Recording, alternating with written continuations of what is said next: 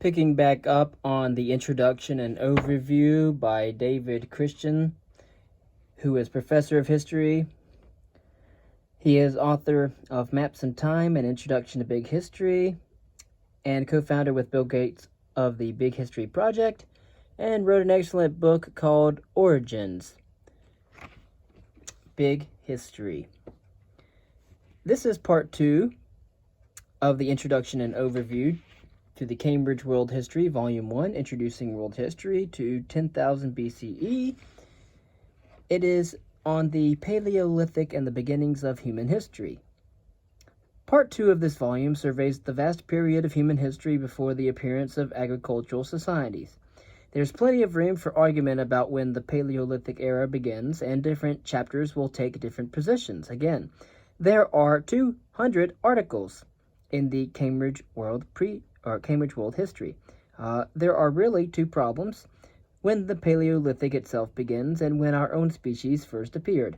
For most paleontologists, the Paleolithic era, or the Old Stone Age, begins with the appearance of the first stone tools over 2 million years ago.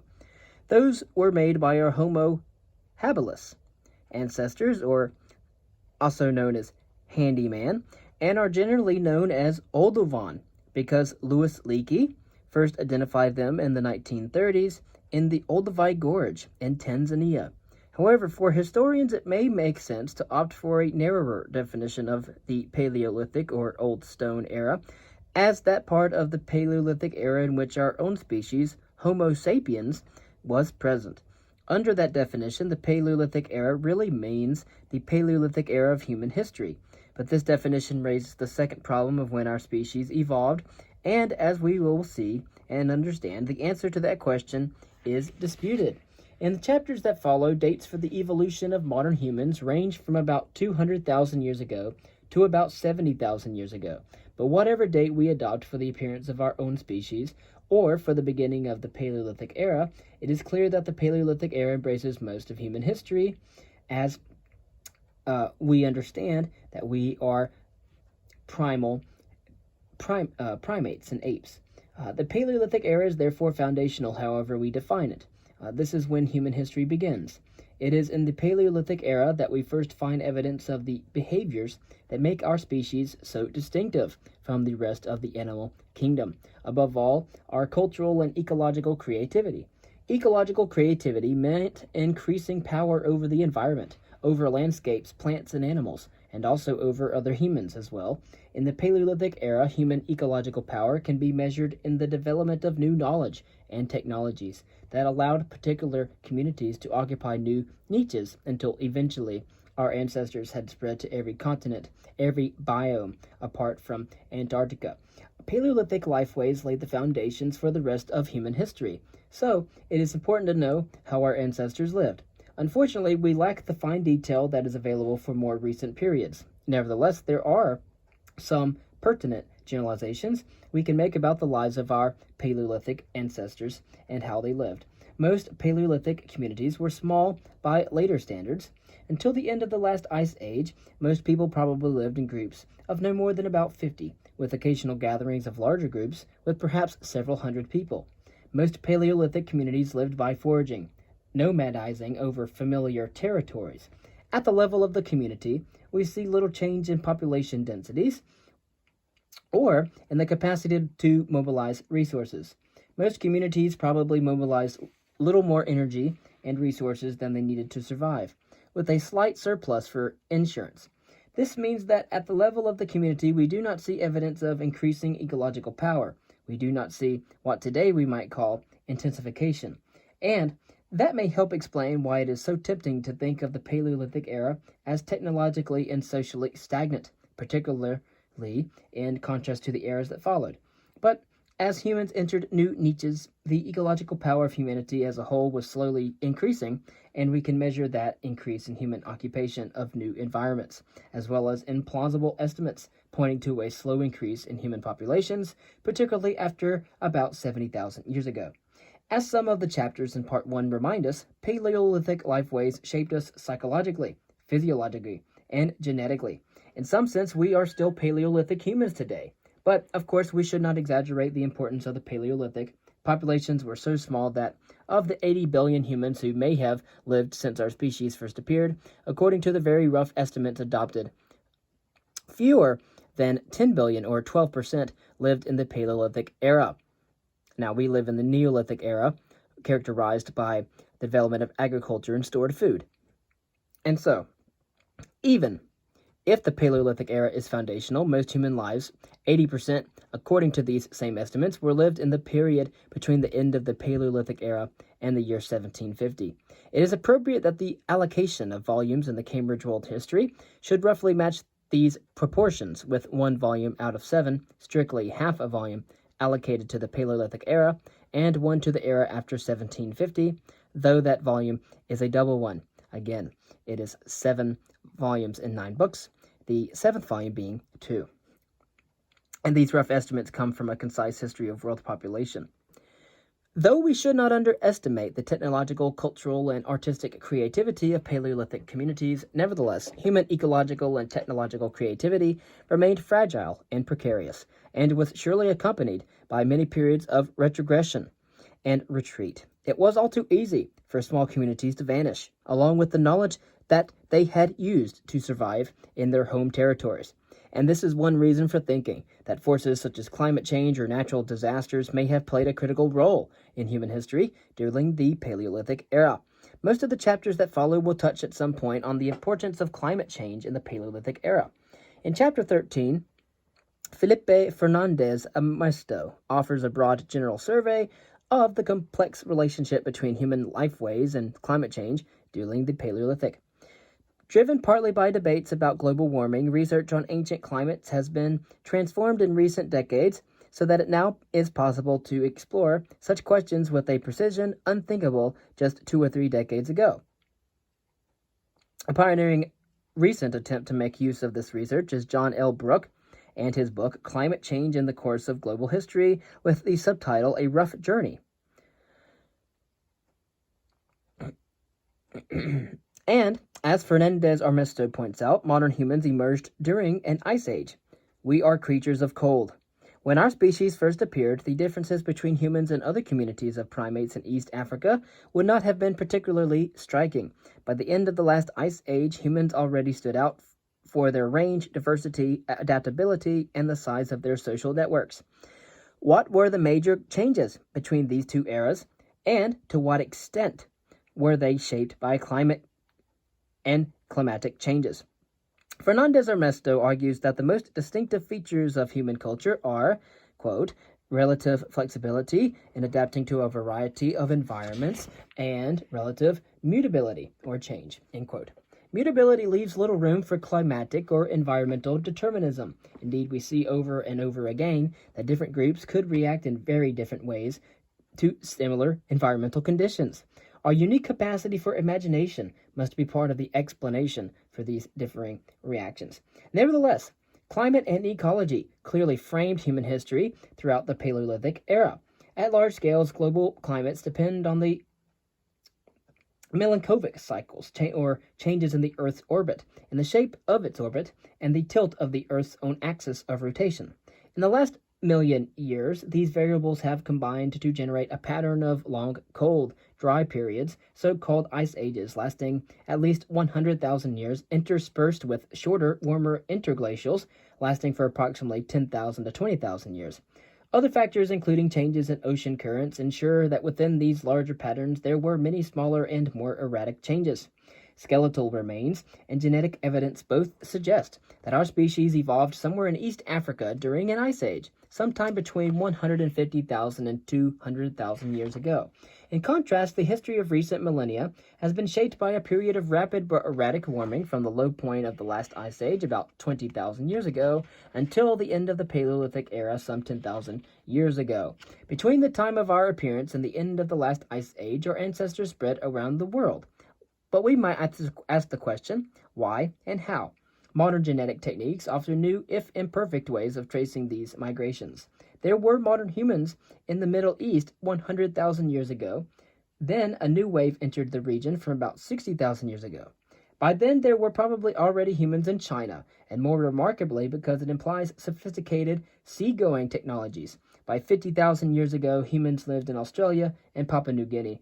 Humans entered the colder northern regions of Europe and perhaps even Siberia by perhaps 30,000 years ago, and then from there eventually they reached the Americas, crossing by the Ice Age land bridge of Beringia or around its coasts.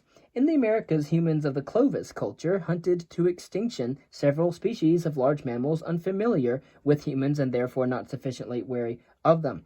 By 10,000 years ago, again, around 8,000 BCE, our ancestors had colonized the planet, and human populations had grown from a few tens of thousands to a few million. It is a reasonable guess, and at present it can be little more than a guess, that warmer periods encouraged migration because they allowed our ancestors to occupy regions that had once been uninhabitable. Colder spells surely discouraged or reversed such migrations. Environmental calamities, or even warfare, may also have encouraged movements into new territories. There has been much debate about the antiquity of warfare, but Jane Goodall's demonstration of something like warfare among groups of chimps make it difficult to rule out the possibility of violent conflicts. Still, in the absence of hard evidence, most hypotheses about the causes of these migrations remain speculative. Migrations into new environments surely changed social and gender relationships and cultural ideas. They certainly changed foraging strategies. Despite the difficulties of migrating into the tundra lands of Ice Age northern Eurasia, hunters living along their southern edges found large huntable animals whose meat and fat were a rich source of food. Skeletal remains and material culture suggest that many Ice Age hunters were well nourished, and perhaps this explains the aesthetic of the plump female figurines, such as the 30,000-year-old Venus of Willendorf, that are common in late Paleolithic Eurasia. Cave paintings, carving, and sculptures from late in the Paleolithic era can be found in many parts of the world, from Europe to Australia to South Africa. Similarities in late Ice Age art and technology suggest the counterintuitive hypothesis that despite cultural variations, many aspects of Ice Age lifeways may have varied surprisingly little as our ancestors spread around the world. Prestige burials, such as the Songkya barrier of 28,000 years ago from a site near Moscow, also suggest the emergence of embryonic social and economic hierarchies, as some individuals accumulated significant wealth by Paleolithic standards and even managed to pass it on to their heirs. At the end of the last Ice Age, climatic changes were sometimes so erratic that they could trap migrants in new environments and force them to try new ways of exploiting their environments. Some, such as the Natufians of the Fertile Crescent or the Jomon communities of Japan, became sedentary and built villages. What may have seemed small changes at the time were harbingers of a revolutionary transformation in human lifeways. In Chapter 14, the first of two linked chapters on the Paleolithic era in Africa, Chris Ehret takes up the thorny issue of when modern humans first appeared. Ehret, a specialist in the history of languages, again, you might want to read his book on the invention of language. I highly recommend it, and I've read it myself. Ehret is a specialist in the history of languages, as well as in the archaeology of Africa, has modern humans appearing later than some other authors in this volume. Before about 48,000 years ago, he writes, human history was African history. True, there are signs of modern-looking humans in the Levant from about 100,000 years ago during a relatively warm period. But their disappearance and replacement by Neanderthal or Neanderthalensis populations as climates deteriorated over the next few millennia suggests that they lacked the creativity of later human groups, some of which would leave Africa 50,000 years later. The distinction Ehret draws between archaic modern humans and fully modern humans, or anatomically modern humans, provides the basic periodization for chapters 14 and 15. Not until about 70,000 years ago, he argues, did fully modern humans evolve, and they evolved somewhere in East Africa. The full package of modern human capacities took shape between about 70,000 and 48,000 BCE, that is 50,000 years ago. By 50,000 years ago, groups of modern humans began to migrate into other parts of Africa and also into Eurasia and beyond. Everywhere they encountered and eventually displaced groups of more archaic hominins. The groups they displaced still had technologies typical of archaic hominins. The groups, and of course these archaic hominins had technologies that were Middle Stone Age or Middle Paleolithic in the terminology used in the archaeology of Eurasia, and probably lacked modern human linguistic abilities. In Africa, though, the differences between archaic and modern humans were probably less marked than in Eurasia, which may be why we find evidence of different groups coexisting for long periods of time. Sudden technological changes provide one form of evidence for Eretz periodization. In Africa, archaeologists have found relatively sudden transitions from the prepared core stone technologies typical of the Middle Stone Age to more modern technologies characterized by carefully made small blades and tools made from small flakes and often associated with bone tools and art. Where skeletal remains survive, we find fully modern remains associated with modern technologies and archaic skeletal remains with Middle Stone Age technologies. Skeletal remains also suggest that the modern form of the human pharynx, which is necessary to articulate the full range of sounds used by modern human language, only appeared after about 70,000 years ago. The period about 70,000 years ago is particularly significant because genetic evidence suggests that human populations shrank to perhaps just 10,000 individuals. The cause may have been a sudden climatic deterioration caused by the eruption of Mount Toba in modern Indonesia about 72,000 years ago. But it is also possible that the impression of a demographic bottleneck actually arises from rapid growth in the populations among which modern human languages first appeared. Linguistic evidence provides some support for this idea. Modern linguistic studies show a clear linguistic trend away from complex consonantal systems as one moves outward from Eastern and Southern Africa. This suggests that all modern languages may derive from an original language that appeared about 70,000 years ago in East Africa and was characterized by exceptional consonantal complexity. Genetic evidence also points to the importance of East Africa, for here and only here do we find all three of the major genetic groupings into which all contemporary humans fall. Here, too, however, we find evidence for new types of stone points that may have been used for projectile weapons, perhaps even for early bows and arrows. In addition, rock art suggests the presence of new forms of religious beliefs similar perhaps to some forms of shamanism. Modern forms of language may also have allowed the emergence of larger communities and networks held together by more complex kinship systems. Taken together, this evidence suggests a late evolution of fully modern humans with modern forms of language, followed by a slow accumulation of new skills, new social relationships, and new cultural forms. The consolidation of these new communities was slow and fitful. In the Helvetian port culture, for example, which dates from about 63,000 years ago, we find evidence of fully modern industries lying between layers of more archaic technologies. This suggests a slow ebbing and flowing of different cultural traditions. It also suggests that the advantages did not always lie with fully modern humans. But by 50,000 years ago, there is evidence of fully modern human communities from southern parts of East Africa all the way up to the Red Sea. From here, some modern humans would eventually enter Eurasia, where their appearance created the impression of a sudden transition to modernity. Others would move to other parts of Africa, where they would slowly displace communities of archaic hominins. In Chapter 15, Chris Ehret takes the story of human evolution in Africa up to the end of the Paleolithic era. From about 50,000 years ago, he writes, quote, "A new era in human history began," end quote. Modern humans began to spread from East Africa through the Levant and north into Europe and Eurasia, or eastwards through South Asia into Australia. They also spread to the southwest and north within Africa.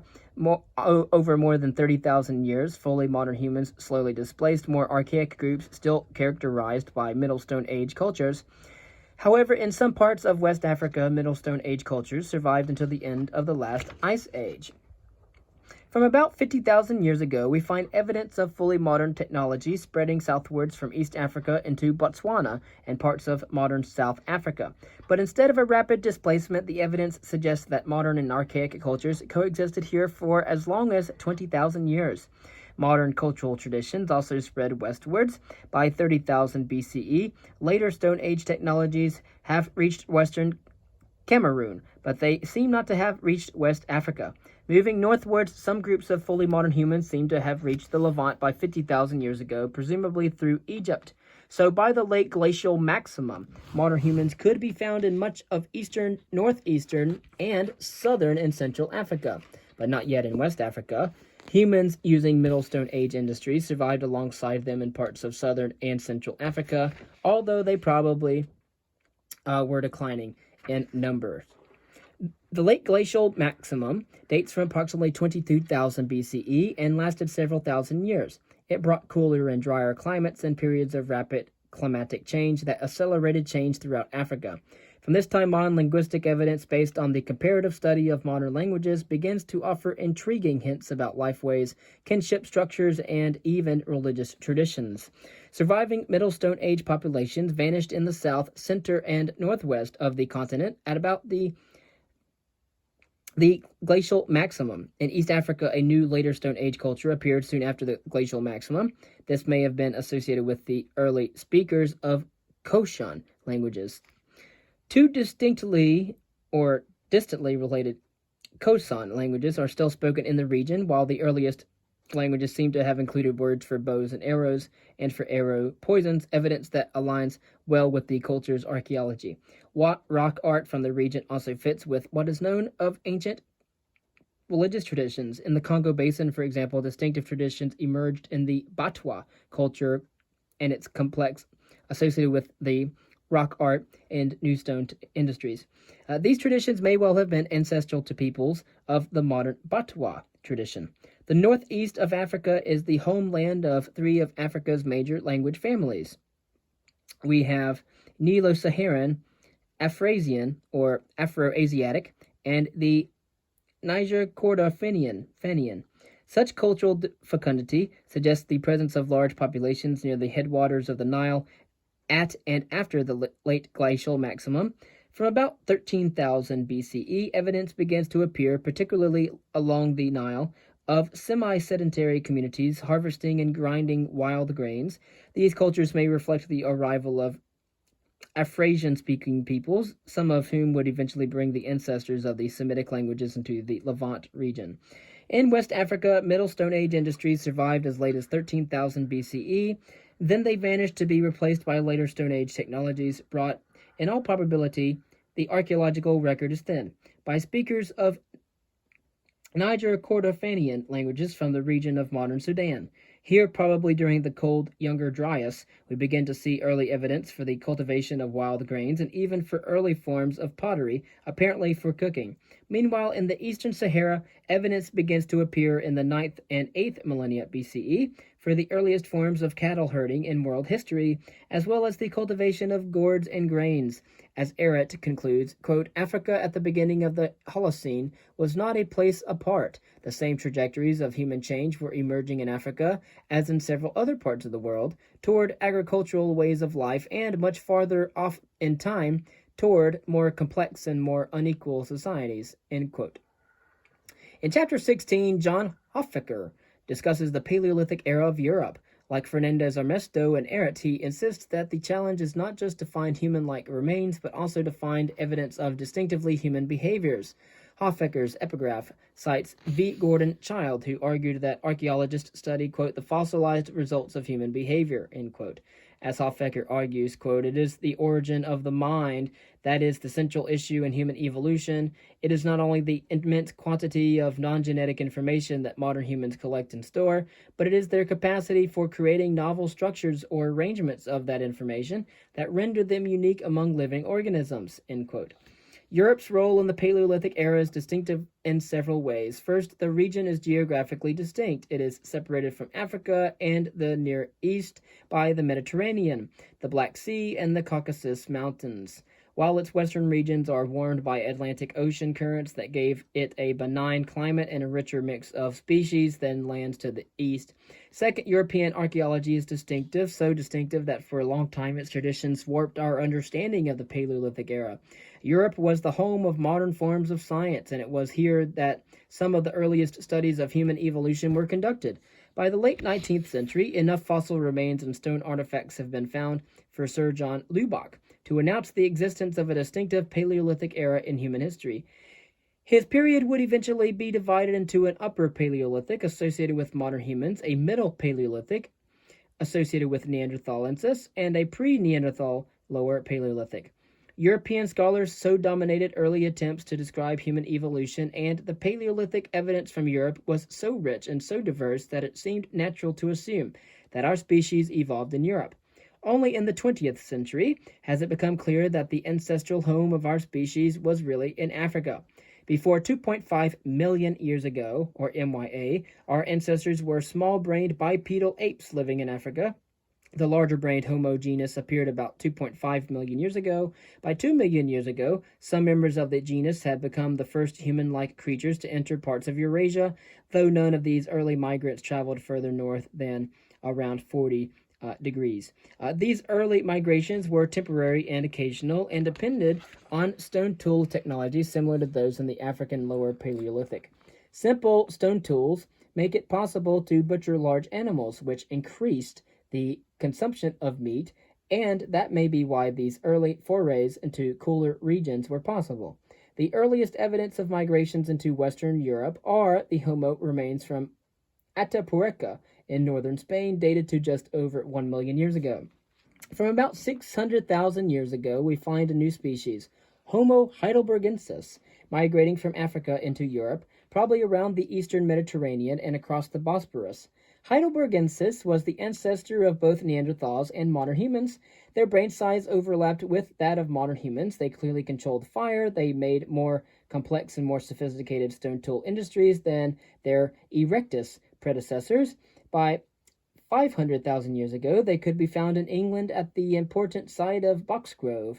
The important German site of Schöningen dates to around 400,000 years ago and is one of the first Paleolithic sites to contain wooden artifacts, including spears. And that was the first part of part 2 of the introduction and overview. In the next reading, we will go over the second part of part 2 of the introduction and overview, written by David Christian, covering the Paleolithic and the beginnings of human history.